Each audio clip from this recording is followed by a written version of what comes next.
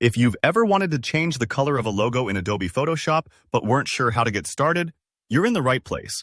By the end of this tutorial, you'll have the skills to quickly and confidently recolor any logo you want, an absolute must for customizing your brand, making mock-ups, or just experimenting creatively. Let's jump right in and walk through the whole process together. Alright, first things first, open up Photoshop. If you've never used it before, just double-click the icon and wait for it to load. You'll see a blank workspace. That's where all the magic happens. Now, to work with your logo, you need to bring it into Photoshop. Head up to the File menu at the top left and select Place Embedded.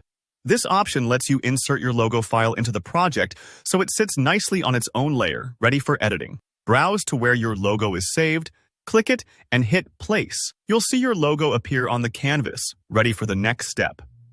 Before you can change the color, you need to make sure the logo is in a format that Photoshop lets you edit freely. Sometimes placed images are locked or smart objects. They protect the original quality, but they don't allow paint or pixel changes directly.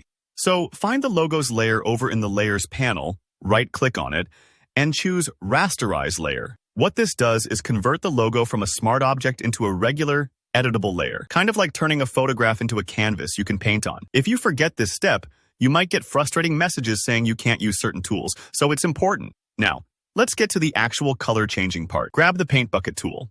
That looks a bit like an old school bucket pouring out paint. If you don't see it immediately, it might be hiding behind the gradient tool, so just click and hold to reveal the paint bucket. Next, set the foreground color to whatever you want. Maybe your brand's signature blue, or you want to try something bold like electric pink. Click the color swatch at the bottom of your toolbar and pick your new color in the color picker dialog. You can use the sliders or enter a specific hex code if you have one handy.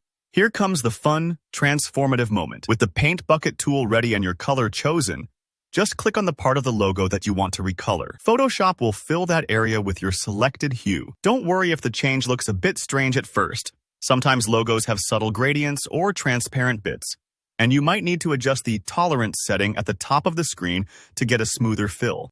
If it doesn't fill quite right the first time, undo and try different settings, or zoom in to target specific sections. This process might take a few moments, especially if your logo has multiple colors or complex shapes. Take your time, and don't be afraid to experiment with other colors until you find the one that fits your vision. Remember, every click is reversible, so it's safe to play around. And there you have it. Your logo now sports a brand new color, ready to use wherever you need it, whether that's social media, presentations, or marketing materials. If you have any questions about the steps or want to know more tricks for editing images in Photoshop, drop a comment below. I'd love to help. If you found this tutorial useful, don't forget to hit the like button and consider subscribing for more easy-to-follow design tips and Photoshop guides. Thanks for watching, and I'll see you in the next tutorial.